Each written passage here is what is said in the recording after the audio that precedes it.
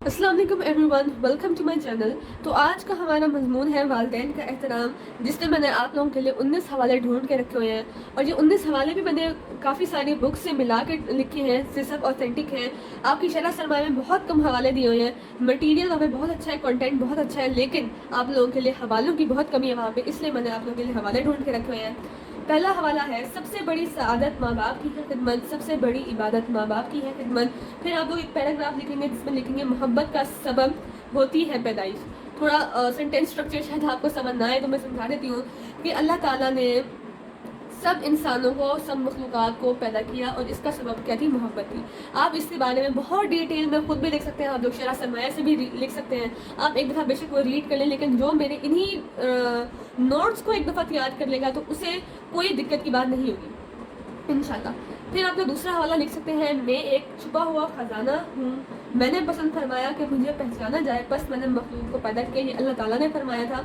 ये है बेसिकली मखलूक़ात की पैदाइश का सबब। फिर आप लिखेंगे माँ बाप एक नेमत है, जो हमारा टॉपिक है, मजमून है माँ बाप एक नेमत है। माँ बाप सी नेमत कोई दुनिया में नहीं, हासिल हो ये नेमत तो जहाँ खुल्दे बरी। फिर आप लिखेंगे माँ बाप के एहसानात के बारे में। हज़रत अली रज़ियल्लाहु तआला अन्हु का कौल है, मुश्किल वक्त आ जाए तो किसी का एहसान मत लो, क्योंकि मुश्किल वक्त 4 दिन का, जबकि एहसान पूरी ज़िंदगी का रहता है।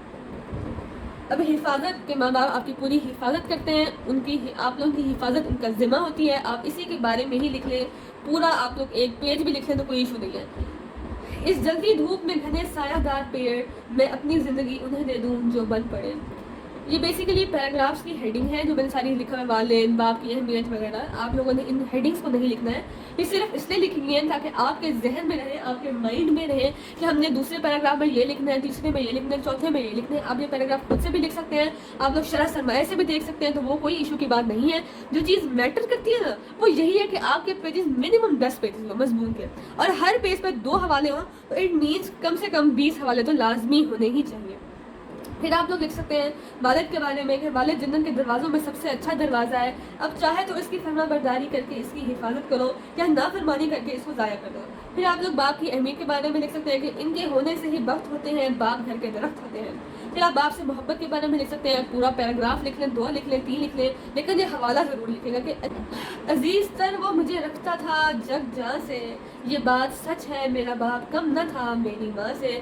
फिर आप बाप से उल्फत के बारे में लिख सकते हैं, ये उल्फत, मोहब्बत, अहमियत, वालिद, ये आप लोगों के यकीन माना लिखने के लिए थोड़ा नहीं है, आप लोग जितना लिखें इसमें कम है। जो चीज़ मैटर करती है वो है हवाले।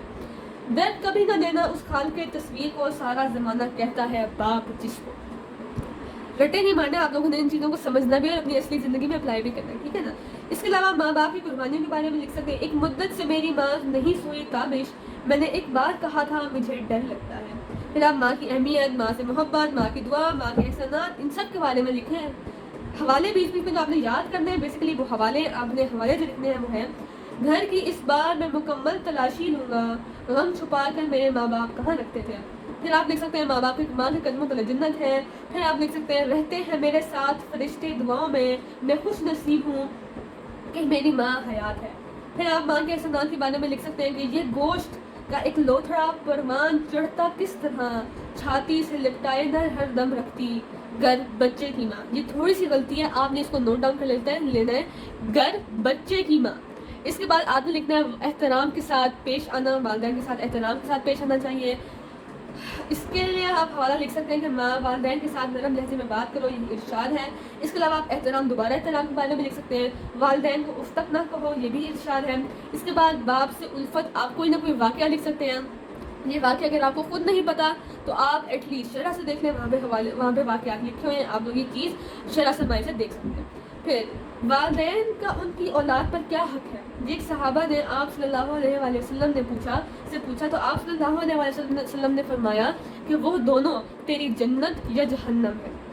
फिर आप देख सकते हैं बेअदबी नहीं करनी चाहिए वालिदैन के साथ। जन्नत में एहसान जताने वाला, माँ बाप की नाफरमानी करने वाला और शराब पीने वाला दाखिल ना होगा, ये भी आप सल्लल्लाहु अलैहि वसल्लम का इरशाद है।